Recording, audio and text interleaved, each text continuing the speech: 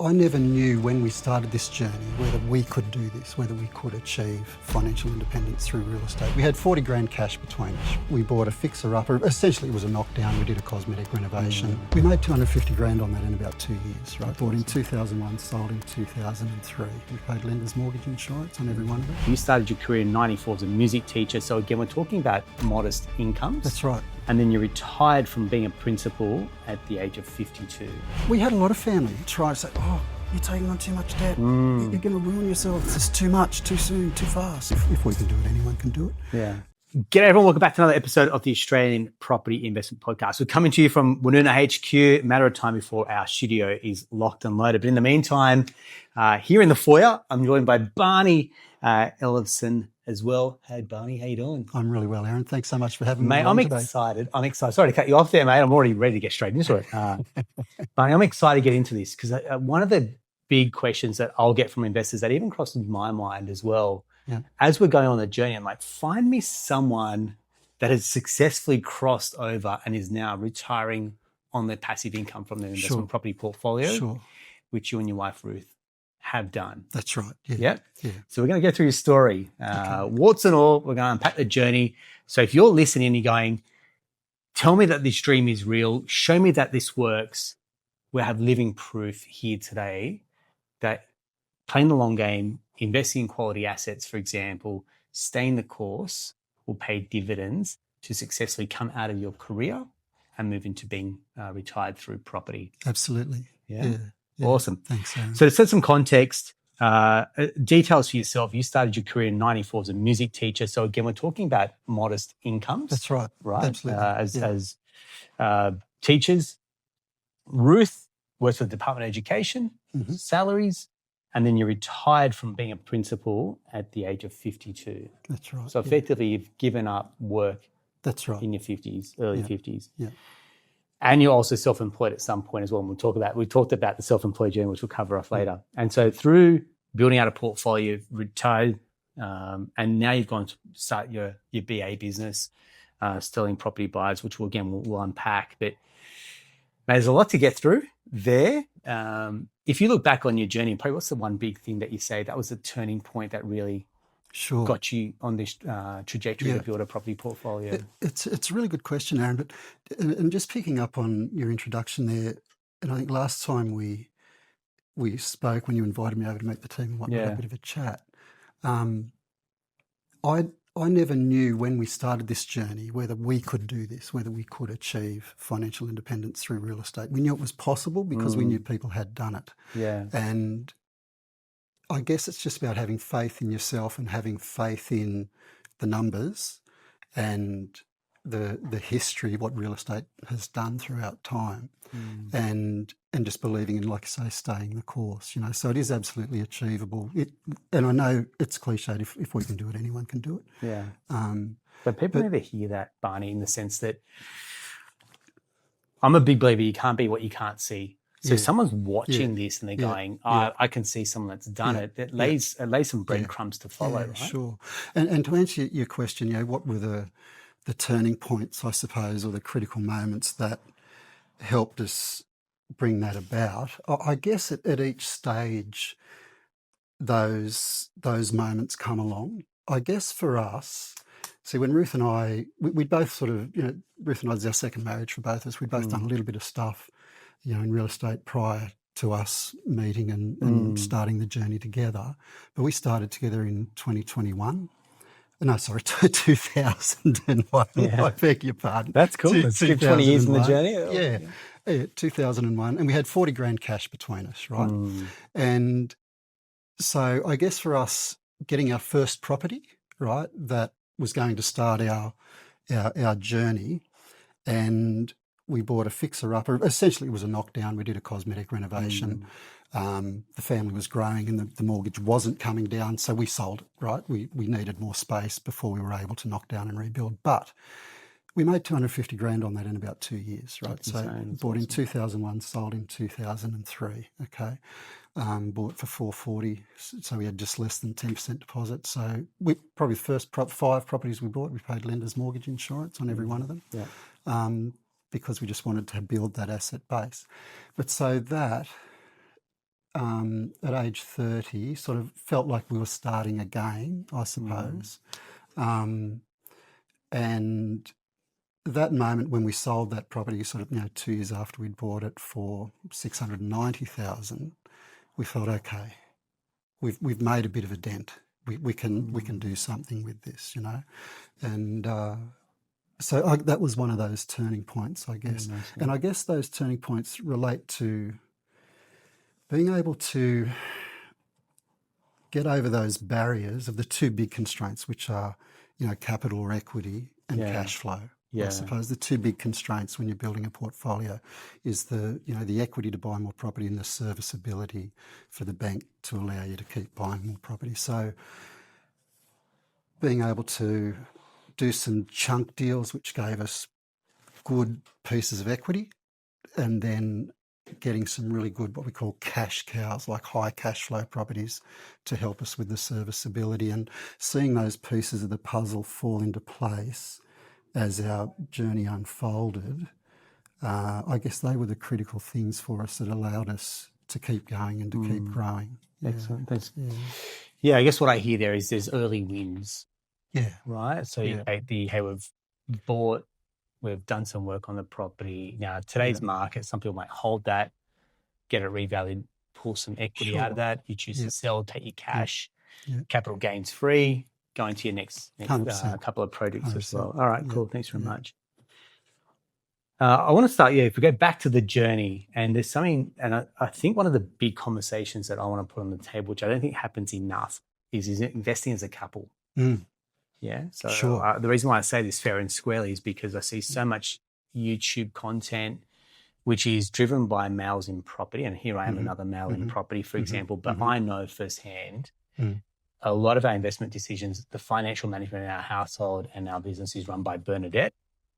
And generally females need some level of security, stability, but also some type of proof to then invest in property as well. So there's this, I guess, a little bit of fear is not the right word, but checks and balances. I think they're more astute as an investor, whereas I think males can be a little bit more haphazard. And I don't want to be, please, it's not just to be sexist. I think it's just enough experience that I've had in this space to go, this is a conversation I have. So how do you and Ruth get alignment to be on the same page to go, mate, this property thing's for us? Yeah. And has it always been smooth sailing? No, it hasn't. Okay. And it's a really good question, Aaron. And it's something that I think needs to be spoken about a bit more. And I think part of it is, and this kind of goes back to your question earlier about key turning points.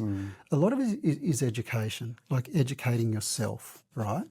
And growing as a couple in that knowledge, right? Because if one of you is charging ahead and has all this knowledge and has some strategies in mind and has that vision and can see we can get from here to here over 10 years, right? But their partner hasn't been a part of that learning or that education or that process. And it's not just, there's two things you need to educate yourself on. One is like the nuts and bolts of real estate. How do I build a portfolio? How do I manage a portfolio? How do I manage debt? How do I manage risk? How do I mitigate risk? All those sorts of things are skills you need to learn, right? But you also need to learn the mindset that goes with building a portfolio. How do I overcome the fear? You mentioned the word fear, and I think it is a part of it. Like we're hardwired as humans to be risk averse, I think. Absolutely. And it's knowing yourself well enough to know where is it just the normal jitters that anyone would have when they're making $1 million purchase or a $500,000 purchase. It's a big decision. It's a high stakes decision, and you are always going to have a little bit of trepidation. That's very normal. But understanding the difference between that and a wrong move and not allowing the jitters to scare you out of a right move. Okay, so that journey of education, you need to do that as a couple.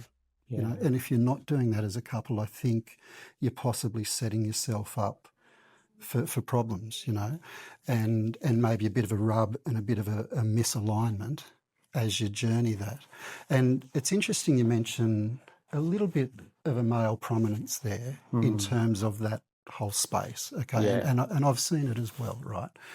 And I will talk to my clients sometimes, and I might have look. It can go both ways. It can go both ways, but more often, something I hear a lot will be there'll be initial conversation. Someone will ring up, maybe the husband or the fellow will ring up. We'll have a conversation. He says, "Look, sounds great, but sorry, Barney, I need to check with my wife." Yeah. And I say, mate, don't apologise for checking with your wife. So I would be surprised if you didn't. Yeah. If your wife is going, she's your life partner, and if she's going to be your partner in this, then you guys need to have a conversation about this. And I'd be disappointed if you didn't, to be honest, So, and I think we need to get past that masculinity. Oh, sorry, I need to check with my wife. No, you're not sorry you need to check with your wife.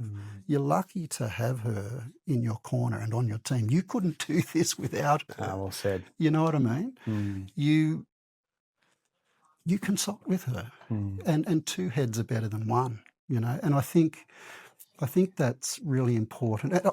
I could not have done what we have done without Ruth. There is no way. There is no way. My brother sometimes said to me, "But how did you do what you do?" I go, I had Ruth in my corner. I could not have done this on my own. Forget it. Forget it. Isn't it funny how you, and it's not pick at your brother, but isn't it funny when someone says, "How did you do it?" And you're probably on the journey at that point, telling people, and they thought you were probably mad at that time. And I say this all the time. People will ask us in, I don't know, call it 10, 15 years as well. It's true. How did you do it?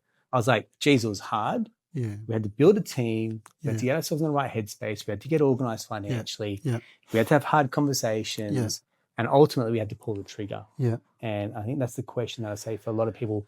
They'll come back and go, "How did you do it?" And it's like, I'm literally telling you as we go along, here's how we're doing it. I didn't listen to you telling me to not do it. Because we had a lot of family try and say, "Oh, you're taking on too much debt. You're going to ruin yourself. it's all going to come tumbling down. This is too much, too soon, too fast." They were risk-averse, debt-averse. And it was out of love and care. This is exactly it. Out of love and care, but they hadn't read the books that I'd read. They hadn't studied the reports that I'd studied. Friends. This is why I built out our Property Accelerator community, which is they want to be around like-minded people that are championing those decisions as opposed to condemning those decisions to going, exactly that. You take on too much debt.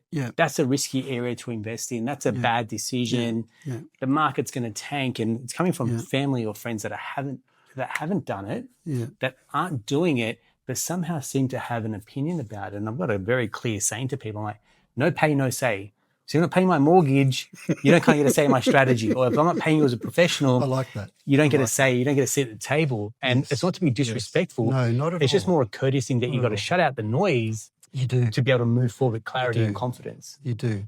And, I think loved ones and people who want the best for you, who don't share your vision, can be a constraint for you. And so after a while, I just stopped telling them when we bought another property. That's exactly what happens. Because it would worry them. And it would worry me because I would start to get the jitters and go, well, what if they're right? So I just stopped talking about it. And then we sort of got to that point where we'd passed the tipping point where they could see, well, it hasn't all come tumbling down, and wow, they're actually getting somewhere with this, and they actually seem to know what they're doing. And that's a very satisfying. And look, they're my biggest supports now. Yeah, they can see, and it was never out of any ill will, or it wasn't a jealousy thing. It was nothing like that. It was just a genuine concern. Yeah, protective. And not 100%. That's what it was. But they're really happy for us, and they're proud of us, and they're glad that it's happened for us, and we've been able to help some of them as well, on their journey too, in terms of that sort of thing. So awesome. But in terms of relationships and couples, you have to share that vision, and if you're not quite aligned, you need to grow together as a couple and find. It's not a matter of, yours and mine. You need to find ours, and that might mean changing things up a bit. Thanks, and letting go of some things and allowing space for some new things to come in that work for you as a couple. Is what we've found. Thanks, man. One of the analogies that I use with couples is there's only one person that goes out for the toss. Obviously, I'm a big cricket fan.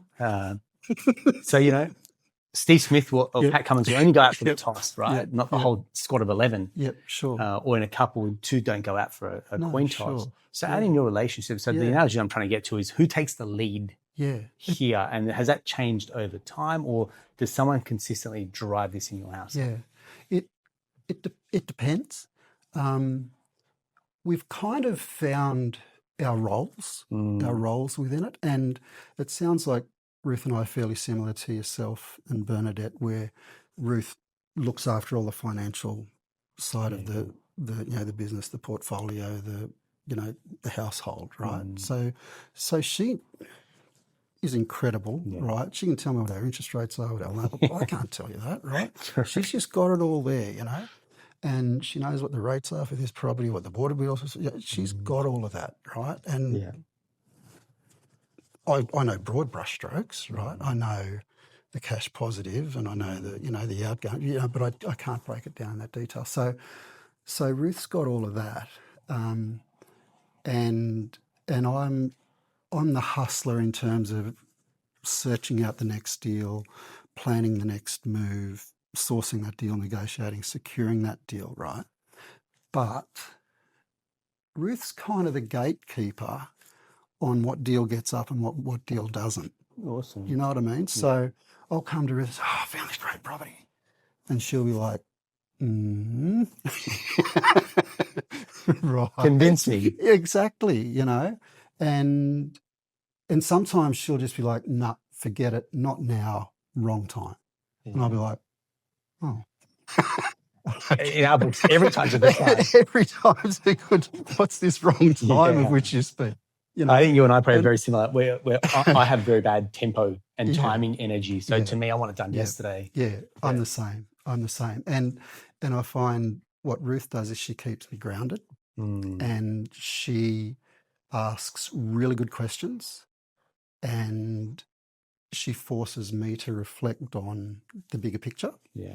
And I'm really grateful to her for that. So in terms of that, Ruth is a real balancing and levelling force there for us. But then sometimes as well, Ruth will be a little bit overly cautious, right? And she has a fear of, she doesn't have a fear of death. It'd be interesting if she'd love to have a chat to you as well at some point. You could hear her perspective. I think that'd be interesting for her. So I don't want to just speak for her, but I think she would probably agree. She is a little bit more risk averse. Okay, let's put it that way. Strike fear. Let's just say, because she's got the heart of a lion, right? Let's say risk averse, a little more risk averse than I am. Okay, and so what I've learned over the years is I'll find a deal, and I'll know this is a deal every day of the week. It suits our strategy. It suits our goals and our investment style, right? And I know it's going to be a winner. There's going to be positive cash flow. There's going to be equity uplift, right? And I'll have it all planned out in my head. And because I've been spending maybe 2 or 3 weeks looking at this property, talking to the agents, researching the area, and that whole, I might not have kept her up to speed with that journey. And then I'll suddenly drop this in her lap when maybe she's cooking tea or whatever. Yeah. And she'll be like, forget it, And what I've learnt to do, when I was younger and, didn't have this grey hair, I'd get frustrated and irritated by that. Oh, come on, let's go, we've got to do this. But now what I've learned is if I just leave it sit with her, a couple of days later, she'll ask me about it. So tell me about that. Tell me about that again.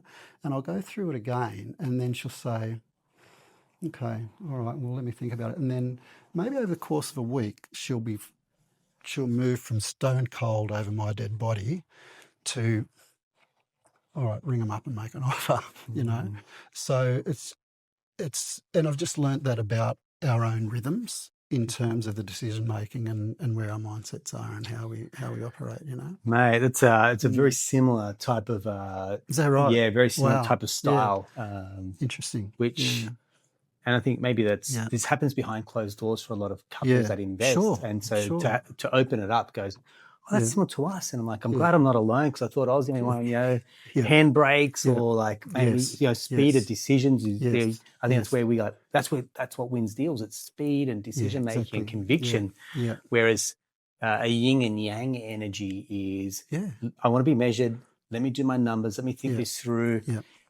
Because I don't want to be Yeah. just sold something. I've got to sign on the dotted line straight away. exactly. I actually want to be not taken Yeah. advantage of. And I think, if we call it risk adverse, if you call it prudent, if you call it, taking your time, for example, Exactly. there's some really good ways to then Exactly. shift your perspective with your partner to go, they're not trying to kill the deal. They're really No. just trying to do their own checks and balances mentally to 100%. make a really good, clear 100%. decision. Yeah, that's right. And it's such an important part of it, if you're going to have that solid foundation, and look, at the end of the day, your relationship is more important than any deal. Here we go. Correct. And I think, because what are you building this for anyway, right? Yeah. What are you building this for anyway? If you're doing it in a way that weakens your relationship or drives a wedge between you, well, is anything really worth that? And I would say no. Because at the end of the day, what's it all for? That's right. I think life is about people and it's about relationships. And I think some of the biggest successes that we see in life have come from the strength of relationships. Like I think of the band Bon Jovi, right? And I think one of my favourite bands, Ruth. I proposed to Ruth at Bon Jovi. Oh, there we go. And so we just love Bon Jovi, right? I think one of the greatest achievements of Bon Jovi is, yes, that amazing music, that incredible musicians, great songwriting, but they've held together as a band as well, mostly, right? Yeah. For generations, okay? And it's the strength of those relationships that has allowed them to be the superstars and the rock stars that they are, And I think you need to look at your relationship as a couple in the same way, If that relationship isn't strong, then it's not going to yield anything of great value. Does that make sense? Absolutely. So almost like that whole consistency it's that versus foundation intensity, right? Like from you which just can't everything go else hard flows. and then collateral damages your relationship. Actually, what we're trying to do is we're trying to invest for the long term. 100%. Maybe and I think this is where I want to get to my next question, which as a couple, there's seasons in life. Yes. Right? Yeah. There's double income, no kids. And that's a time that generally I think people don't go hard enough. Yes. Because this is double income, no kids. You don't have the responsibilities. You can dial down your lifestyle, for example, not to eat 2-minute noodles, but just to go, we can make some moves. Yeah. We can make some moves here. Yes. Then you come into a stage where it's income, and then you come into a family planning stage. Yeah. Come out of, we're losing one income for a certain time period. I speak for ourselves. You have one child, you think about the second. So you go through a bit of a desert at the time, childcare, or someone stays at home. So, there's that responsibility. Yeah. And that's where I see a lot of couples almost trying to push a little bit too hard because they're trying to make up for lost time. Sure. I'm like, this is not the time to make these deep decisions. You want to be around for your kids and your family, not putting extra pressure that one has to go back to work in 6 months when we wanted to have 12 months mat leave, for example. Because as I've said before, a child can take off maybe $60,000 off your borrowing capacity. So these are decisions that we want to be making in advance, because if you want to be buying your own home, for example, as opposed to a rent investing model, to go for the second child or maybe third and then think about buying, that's a very different proposition to be double income, no kids, and trying to maybe stretch to buy your own home or rent vest as well. So take me through as you reflect on that time. You said your boys are in their 20s now, so that's a different season of life. Different. Yeah. And then we come to this phase of schooling, and some people elect for private schooling, which then, that takes a sizable contribution there as well. Yeah. And then when the kids come out of school, they're like, right, now's our time to invest, but they've lost nearly 20 years in and out of the market. And we know time out of the market is probably the most detrimental part for an investor. Yeah. So my question to you here is, how do people adjust to the seasons of their life around investing? It's a really good question, Aaron, really good question. And I think when you talk it through like you did just then, right, it makes perfect sense to, we'll plan our single income, no kids. We'll plan the arrival of our first child. We'll plan the private school. We'll move through those phases and we'll have a strategy and approach for each one. We didn't do that. Most people do not. When I ask them, they're like, I don't know. There's no strategy here. Look, we hit it hard in our 20s, but then those relationships ended and those properties went away, right? And, those marriages ended, those relationships didn't. Those people are still very important parts of our extended family, which was something we're really proud of, right? But so essentially we're starting again with children because we raised 5 children, his, hers and ours, So But all 5 are under our roof, for a good part of the week, and still are, So we didn't plan it that way. We knew we had an end goal. We wanted financial independence, and it was just like, okay, we're in this, we're doing it, and we kind of made it up as we went along and just did as best we could, But I think having, forums such as this and the information that is available now, if someone had said to me, look, Barney, plan this out, there's going to be phases, there's going to be seasons of your life, I think it would have taken a lot of angst and stress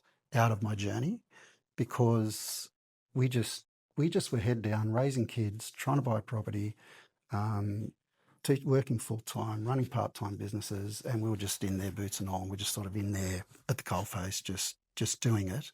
And we were probably a bit more responsive rather than proactive with how we plan things. Does that make sense? Yeah, it makes sense. But one thing you've said there is, you're grateful there's mediums like this. It's a double-edged sword. I'll tell you what, I had a call with someone today, significant incomes. We're talking $500,000 household income plus. Wow. 4 kids, and they're saying, and they've got 3 properties at the moment. We're looking to scale that up. We can probably double their portfolio. Sure. Yeah. But they're going, how do people get to these 10? Because I've just seen someone on social media. She's younger than us, and she's saying that she's going to pull the trigger on their 9th or 10th. And I think what happens is these type of mediums, you get the highlight reel, where you get the clickbaity headline, the funnel that pulls you in for an intro call, and you drop, I don't know how much bucks it is, but you don't actually get, and she's like, how do they do it? I said, mate, I see behind the veil, so I get to see what's going on. They may have quantity, but are they quality? They may be lower priced, for example. Yeah. They may have the banker mum and dad. Sure. Yeah. Yeah. Or they may be on super high incomes because they're selling, right? And they've got adjustable incomes. So to take the social media, to take the YouTube, well, there's so much property information out there, and everyone's got their angle. It's almost like you had ignorance was bliss back in your time, right? Because there was no internet. There was no internet. I'm just about to ask you, how did you build your team? Because there wasn't like great brokers then, or I don't know if you had a broker. No. There wasn't buyer's agents. No. So yeah, it's almost like there's obviously information overload at the moment. Yeah. But you had a lack of resources. What were you doing? Like property magazines? Yes. What were you doing? Yeah, the Property Investor magazine and books. Yeah, and that was about it. Yeah, that's all it was. And even if I was... So how are you researching deals back in the day? Oh, yeah, well, it was hard. I didn't have anywhere like the resources we have now for tracking capital growth, or look at the bloody H tag. It was hard. Look at the people jump on and go, that is no way DSR too much. Data, no DSR data, and I love all of that. It's fantastic. It makes your job a lot easier, Yeah. And it was things like you would, in part of my education process, I'd go to conferences and do any real estate course that was out there, and people would talk about, just watch where Woolies are going, you know what I mean? So if Woolies and Coles going in somewhere, well, then something's happening with that area. Because no internet, you can't just Google ABS population forecasts for, wherever. So it was hard. And I remember I was wanting to invest out of my backyard, but how do you do that? There was no realestate.com. I used to have real estate agents in other towns send me the real estate section of their newspapers or their listings in hard copy, so they'd post. It was hard. So once the internet's come along, education has become a lot easier, and just research has become a lot easier. And, you can buy outside your own backyard a lot more easily, So, but coming back to the seasons, I think... you need that point where you just get a start, and I think the family home is critical for that. That can become the cornerstone and the foundation of what comes after, in terms of building that equity to be able to refinance. Like I say, we've built our portfolio off a $40,000 cash deposit. That's the only cash deposit we've ever had. It's all been cash outs since that, right? And we're just getting to the point now where we probably have enough cash somewhere. If we wanted to pay a cash deposit for something, we could, right? But that's the first time since that 40,000, right? Yeah. So you can do it. You don't need a lot of money. You just need to use what you get.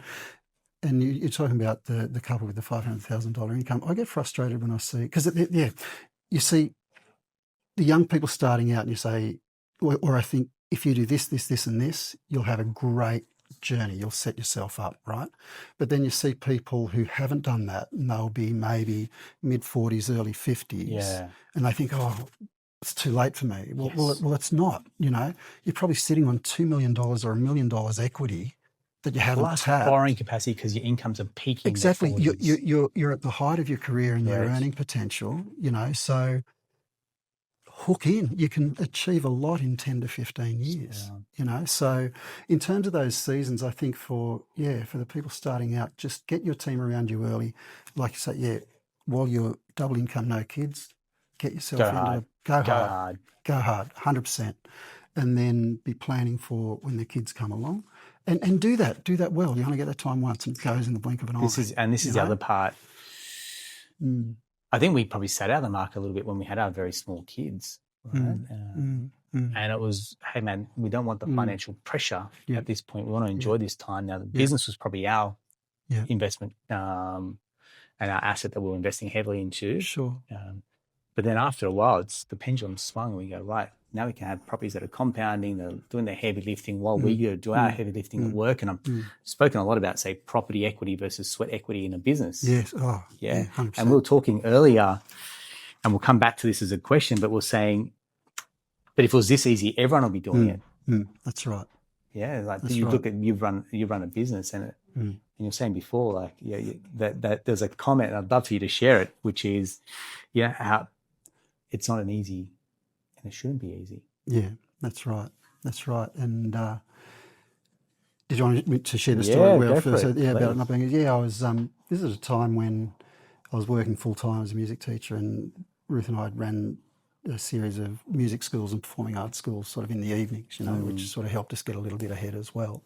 And there was a fellow who owned music stores down, Warilla and Phil in Wollongong, and we used to buy a lot of instruments and music books and that sort of thing from him. And I used to see him fairly often. I was there, at the end of the year or start of a year, and I was just fried, worn out, exhausted. And he said, "Barney, what's going on, mate?" He said, we had 3 academies and about 34 part-time staff and about 1,000 students across the 3, and it was busy, And he said, "Mate, you're not your normal positive, upbeat self. What's going on?" I said, "Phil, I'm just fried, mate. I'm cooked. I'm done." He said, "Oh, mate," he said, "it's got to be a little bit hard." He said, "It's not a little bit hard. Everyone would be doing it." No, it's true, and that stayed with me. It stuck, So, and it's like anything, isn't it?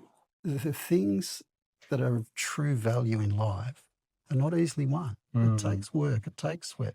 It takes planning. It takes patience, and it takes a bit of risk sometimes, and it takes backing yourself, But that's where the sweet stuff is, And it's just having the courage to engage and take those steps and begin, just to begin. Yeah. Start somewhere, mate. It's like I say to people, and sometimes people say, "Oh, it's all right if you've only started in your 20s, And I go, well, you've still got 40 years of life left, like you can do a lot in a decade. You can do a lot in 5 years. 5 years, mate, correct. And so, you say, buying, something I say to people is buying real estate is similar to planting a tree. They say, when is the best time to plant a tree? You go, well, 20 years ago or right now. Mate, correct. Get on it. Same when's the best time to start a property? Probably 20 years ago or right now. Just get into it. Start. And what happens is people hear that like, mate, I was like, yeah, of course mate, I was in school 20 years ago. I couldn't have bought property then. But what I know now is what I know now. And then it's at a point now where you got to get the wheels in motion, start to act on it. And people think sometimes, look, I need a lot of money. I need a lot of money to do this. You don't. Mate, I've got... This is... You got to understand, this is the best time. You always think right now is the best time. As we speak today, APRA has come out with debt-to-income ratios. Now, I saw that last time when it was interest-only lending crackdown, whenever that was, 2014, I think.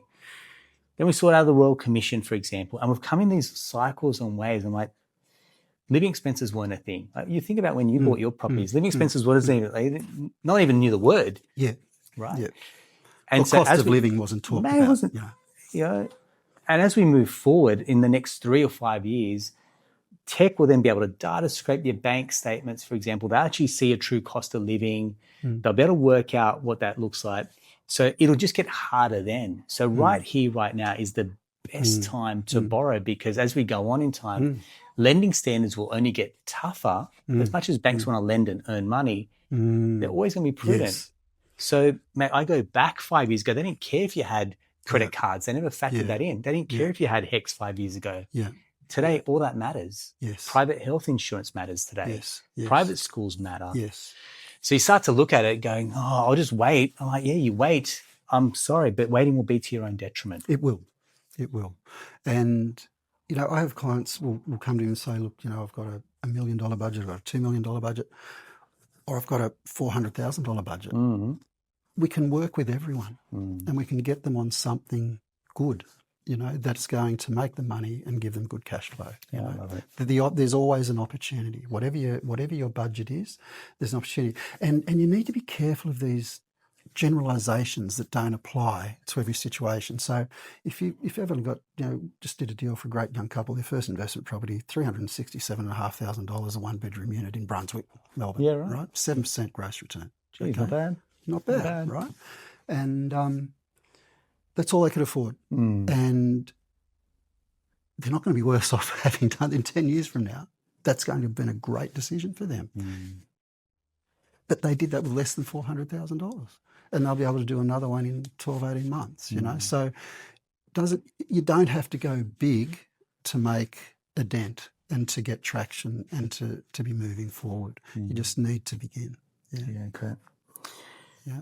I can almost feel what people are thinking when, particularly if they see you as well on, say, YouTube, right?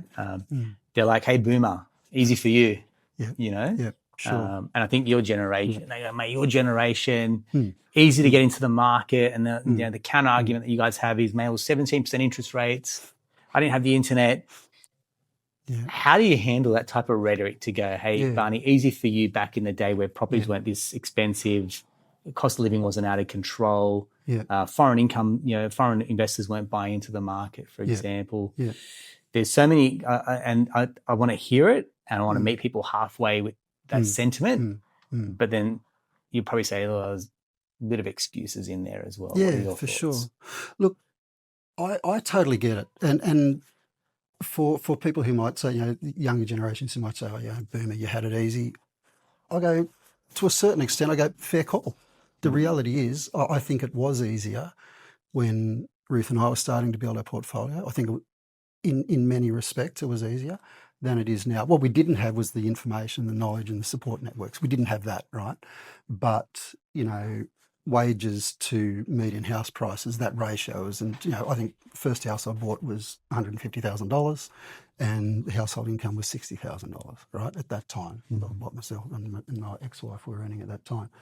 And that ratio has just blown right out to 5, 6, 7 times. You know, some pages 13 times. Yeah. So that's a lot harder. Okay, so I think there is truth in it. And as you know, when we were chatting off camera earlier, I have a real soft spot for people starting out because it is hard. It's hard. I believe it's harder now, and you know, I want to give them encouragement and give them hope and give them heart to say it can still be done. It can still be done. You can still do it.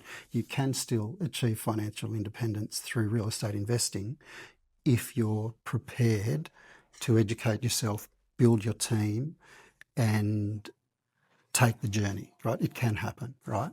But I think the only little proviso I would put there is say, yes, it is harder now, but don't let that be an excuse to stop you from having a crack and having a go. And if you're feeling at a loss to go, well, but I just don't have the deposit, I don't have this, I don't have that, I'd say, look, seek out some mentors, seek out a team, talk to a good mortgage broker, talk to a good financial planner, and just find out where the goalposts are and then start building towards that. Is the advice I would give. Look, it's I think that's what I want to, for people to feel seen and heard, which is to acknowledge it was it was probably easier. It absolutely was easier because I look back even when I started broking 10 years ago, and the way the lending standards was so lax then, right? They took 100% of the rental income, no expenses attached to that investment property, whereas it's shaved to 80% of the rental income. and they'll add in rental property expenses and then amortize the loan differently as well. So I think there's been massive changes that I've seen personally just in this short time period. Yeah. I think it needs to be acknowledged, because I think it's disempowering for people. Because I think if you say to the new generation coming through, oh, no, it was hard for us too. Look, it wasn't easy. It wasn't easy. It was hard, right? But I think it's harder now. But I think if you diminish that for people who are starting now and say, oh, look, it's not as hard. We did it. You can do it. I think that's a lie, and I don't think it's helpful. I think you need to acknowledge the truth and say, yeah, you know what, it is. It's harder, but it's not impossible. It's not impossible, and just begin, because unless you take that first step, you're never going to get there. And I really think, as we were talking earlier, we are at a tipping point, I think, in Australia with property. Okay, so I helped some young people buy an investment property about 18 months ago. Mackay, 550,000, 4-bed, 2-bath, 2-car garage, right? And they were a German couple who had moved to Australia from Germany. And Germany being an older country, their economy is a lot older, their real estate market is a lot older. Yeah.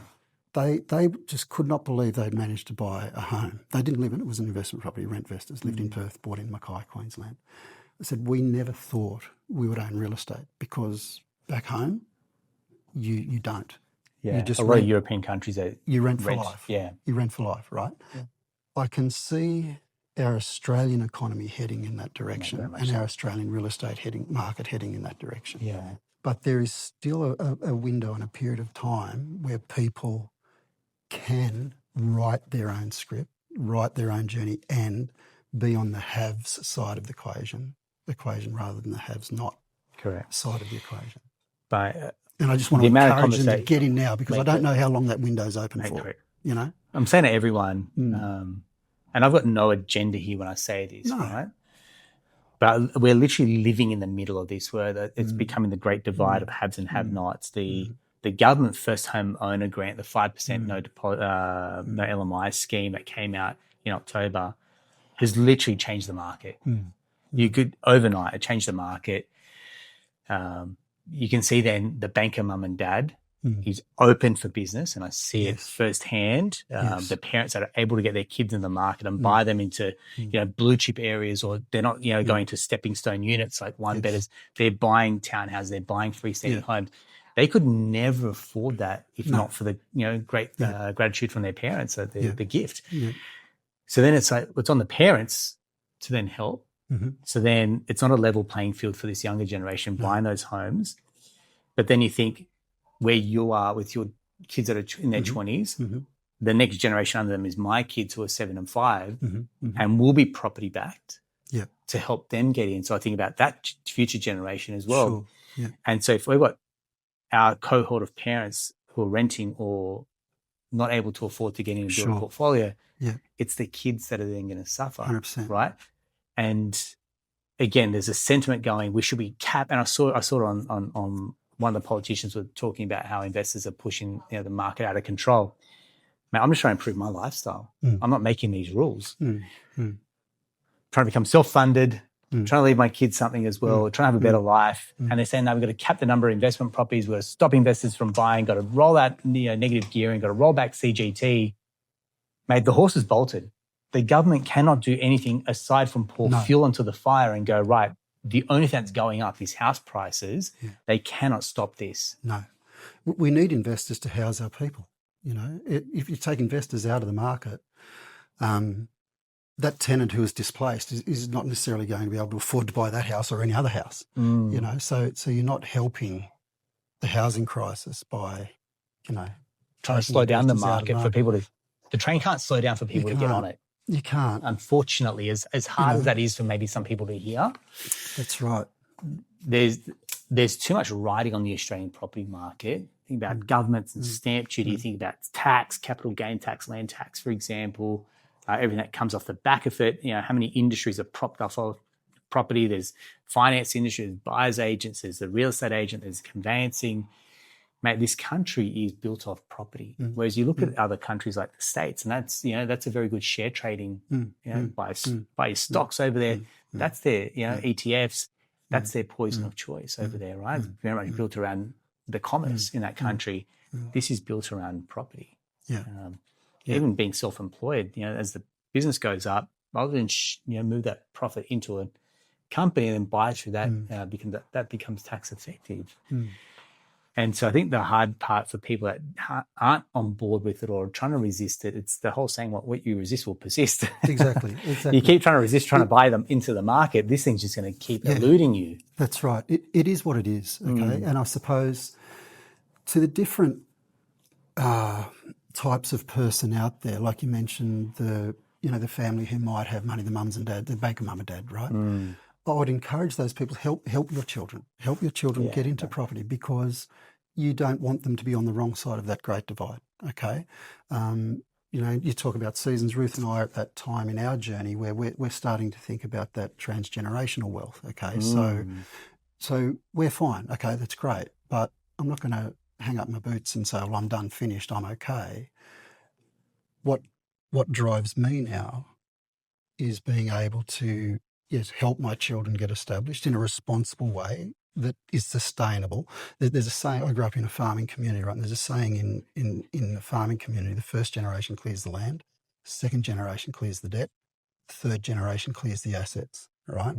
So we're educating our children about real estate investment and finance and money and strategy, so that when when mum and dad go to heaven, they don't just blow this portfolio, right? You're building that, right? So I think that bank of mum and dad is really important, right? To help your line be on the right side of the divide. But then for that person who doesn't have the bank of mum and dad, I just want to encourage them and say, you can do this. You absolutely can do it. You absolutely can do it. And we did it without any handouts, and with a $40,000 deposit, using equity and cash flow from our properties over time. And look, there were times, what you don't hear about is between 2008 and 2014, we didn't buy a single property because our kids were in private school, the market wasn't right. We were just locked up. We couldn't afford it. We weren't bankable, right? That was it. We weren't bankable. It's a very good time to be out of the market, though. You really do like that period. And then 2014, 2018, we didn't do anything. Okay, we were locked up again. But so there are those seasons, but it's just, it definitely still can be done. So I just really want to encourage those people who have aspiration but might be thinking, I can't do it. Reach out to someone who's walked that path. Read a book, listen to a podcast, read a biography, and just start your journey. Correct. You said, 2008, something that first thing comes to mind is the GFC. Yeah, right? And then you talked about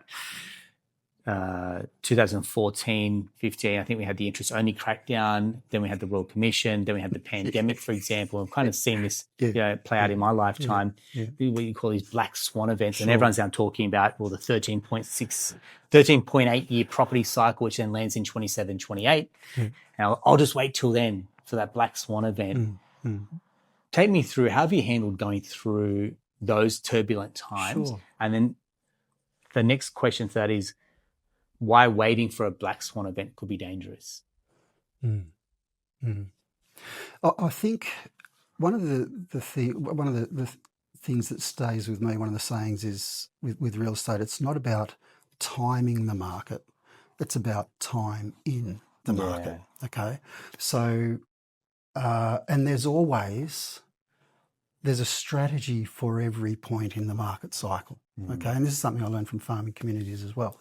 My brother is an agribusiness banker, and he says good farmers make money in any season, in any in boom times when there's plenty of rain and markets are good, they make money. In bust times where there's years of drought and the market's bad, they make money, right? Because they know the strategy for the cycle, right? And it's the same with real estate. So I think if you're waiting for the black swan events, I think you're missing the point. You're missing the point.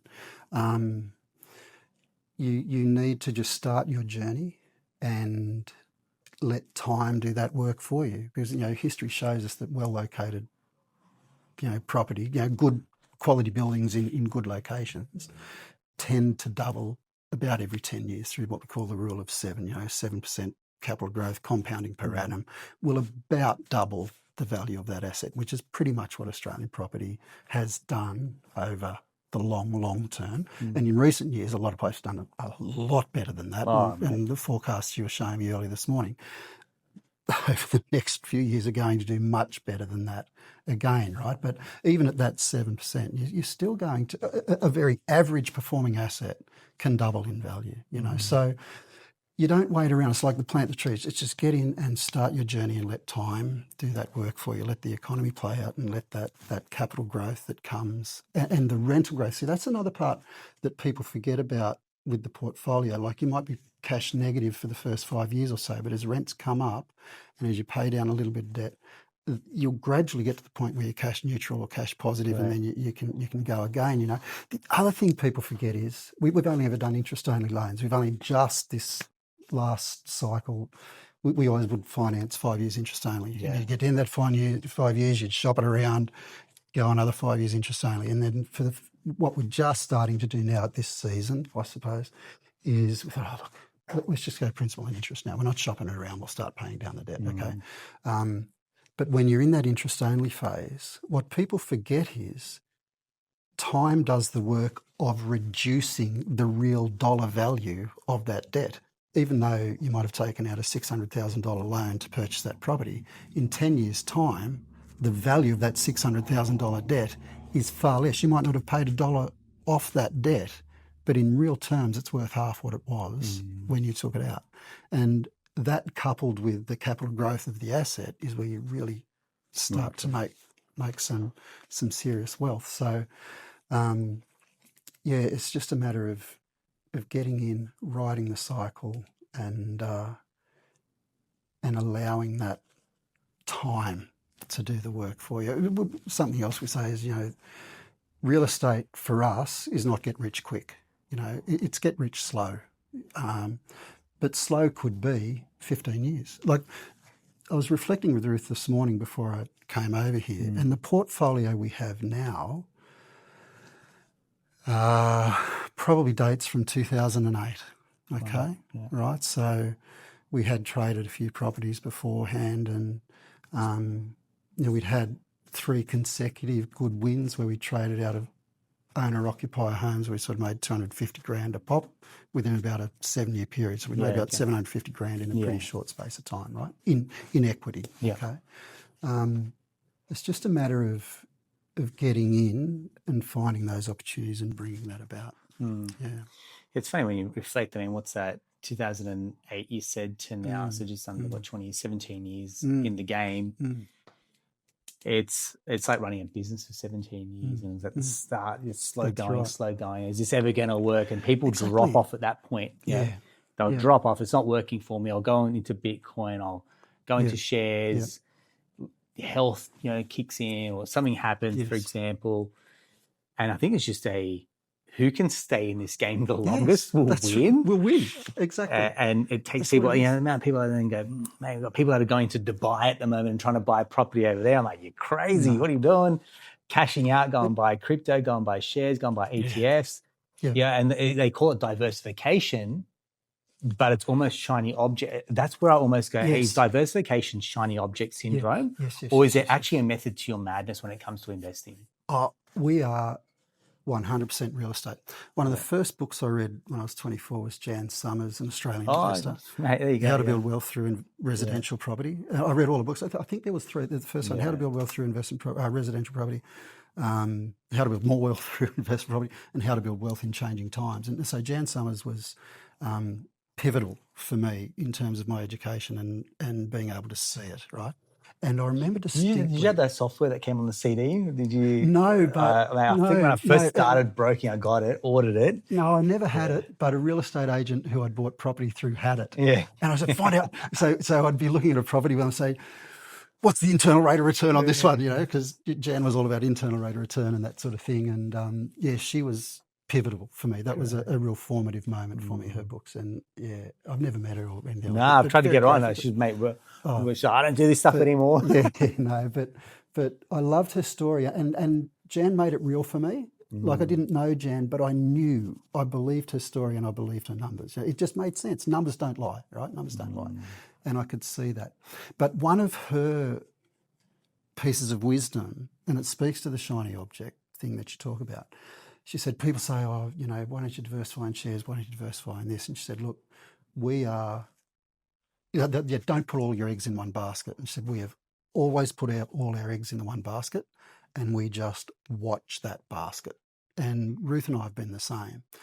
And whenever I've bought Bitcoin and we've lost money on Bitcoin, right? There's actually a really good article right? in the AFR. There's like AFR did a really good article on potentially Bitcoin becoming one of the biggest honey traps. It's like, find me an asset that's not income producing, that has no physical value attached to it. Yep. And that you can't leverage against, that does that, but it has the volatility as well. I was like, yeah, man, that's pretty much articulating what I've been trying to say. I got to pull it out as a sentence. And when I speak to young people, they're like, oh man, I don't want to invest in property. So, it's a little bit volatile. And I'm like, what else have you got here? Like, I got some Bitcoin. I was like, oh my goodness. Do you hear this volatility? Yeah, that's right. And people say, well, do you have any shares? No, don't have any shares. We've got property. I'm with you, man. I've said this before in the podcast. I don't buy shares. Yeah. I'd invest in myself. Yeah. Yes, property. I invest in 100%. Myself as a business. 100%. The only shares I ever bought was when I was at CBA and I got discounted shares, and Sure. goodness me, they've done pretty well, right? Yeah. But that's because I was employed by the business and the organisation I bought Right. shares. Sure. But I say to anyone, why buy shares on something you can't, on a business you can't control? Exactly. Put that into your own personal development. Go get a career qualification, personal development. I don't know, do a Tony Robbins, do something that then ignites your ability to earn more, and that's your cash flow to go into compounding assets like property. Leverage, go again. I couldn't agree with you more. And people say to me, but Barney, why haven't you ever bought shares? I said, well, the reason is I can't leverage against shares. If I've got 100 grand, right, which I've never had 100 grand to go shopping with, like 40 grand, but if I had 100 grand, right, if I go buy 100, I'm not leveraging my 100 grand and buying $1 million worth of shares, right? Because the risk is too great, right? That could all be gone tomorrow. Yes. Okay. So I'll buy 100 grand, pay cash for that 100 grand worth of shares. And look, even if that goes really well and I'm making 11% a year, right? I've made 11 grand, right? Okay. So I can look forward to making 11 grand a year. But if I take that 100 grand and I leverage into, look, let's just say a $500,000 property, right? We're not going to pay lender's mortgage insurance. Let's just get a $500,000 property. And that's growing at 7% a year, right? That's straight away, that's 35 grand a year. I'm off other people's money, off that same 100 grand, and I'm way ahead. Even if I've got to prop it up a little bit with, I might be negatively geared by, say, 12 grand. The taxman will probably pay a third of that, right? So it might be costing me, let's say, 9 grand out of my own pocket. I'm still a lot further ahead than that 11 grand I would have made off my 100 grand shares. And then as we leverage that over time, when people are starting out, look, once you get a base of, say, 2 or 3 million, say growing at 7% per annum, 7% of 3 million is 210 grand. You're never going to have an equity problem again. Correct. Right? And you can just keep rolling and buying another property every year or so, and that's where the true wealth comes. I agree. I agree. Life gets easier when you can scale out a little bit more as well. That's right. The portfolio becomes a little bit more forgiving. Yeah. There's options available to you. Yeah. It's almost like having 6 properties is easier than having one. 100%. Right? It is. As mind-blowing as that might be for some people listening, when you get there, you're like, oh, this makes sense. That's right. Because now I've got leverage, rental income, serviceability, no problems, choice of lenders, cash flow. But it takes going through a little bit of pain, a little bit of planning as well. That's right. Building the team out, everything that we're big advocates for here at Atelier World. So for us, you're not here to farm or fish for business. No. I said that from the very start, mate. Obviously you are running a BA business, so if anyone wants to research you, but what you're bringing to the table is years of experience saying, I've been on the journey, but I've crossed over to the other side where I've now built out passive income through property. And that's the story that I wanted to champion today, Barney, which I think you've done exceptionally well. Thanks, I'd love to get Ruth on. I'd love to get Ruth on and get. I would love for her to come on and tell Yeah. her side of the story. Absolutely. She would jump at it. Yeah, let's do it. She would jump at it. Yeah. Let's do it. We'll include details. So if people want to find out more about what you guys are doing, who would be the ideal investor that you're working with at the moment? Look, I'll work with anyone who wants to grow a portfolio, whether they're starting out, whether they're an experienced investor who just doesn't have time.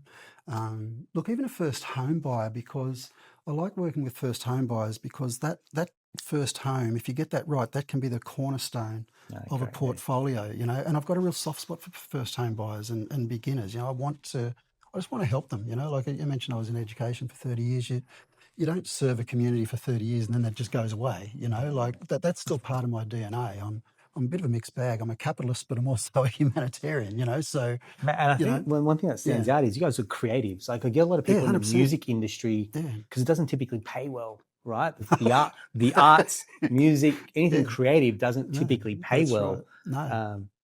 Whereas you get the strong incomes out of your professional services, right? Yeah. So for you to do what you did coming out of creative side to then, I think that's the power in the story actually that we really didn't double down on, which is music teachers or someone in the arts or that space.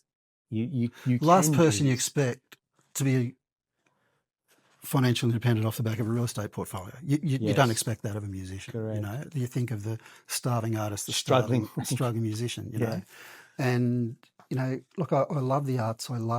We love music, and that's still a big part of our lives. You know, but we just knew that wasn't going to be a vehicle to financial freedom for us.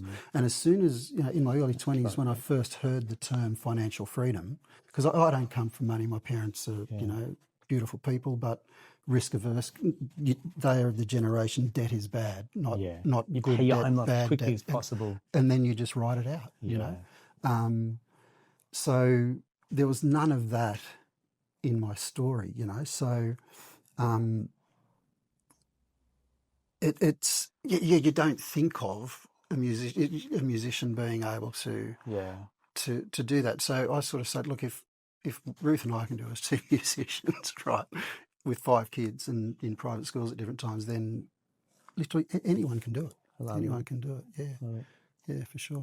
Thank you, Barney. I appreciate we'll include details to the socials. Thank you so much for having me on. It's I've loved being here, and thank you so much. I'm humbled that you'd like to speak with me, mate. Gentlemen, mate. Thank you very much. Thanks so much. Listeners, if you've loved it, hey mate, we'd love the comments. People have been reaching out off the back of comments directly through to us via the socials. Mate, keep them coming. We love it. I would have referenced there in the chat that we do have our Property Accelerator community that we meet the second Wednesday of every month, 7:30. It's a tight group of investors that are trying to play a bigger game, community around them that are championing going, I bought my next one, I'm on to the next one, I got pre-approved, I'm going to buy 5 next year. To that effect as well. And it doesn't have to be 5, it can be 1, and that's a massive win as well. So if you want to get around people that want to see you win, we bring in guest speakers, we go deep on portfolios, for example, as well. If that sounds like you, drop us a message and say Accelerator, and we'll get your details for the next one that kicks off as well. Hope you've enjoyed this chat. We'll talk to you next time. Thanks very much.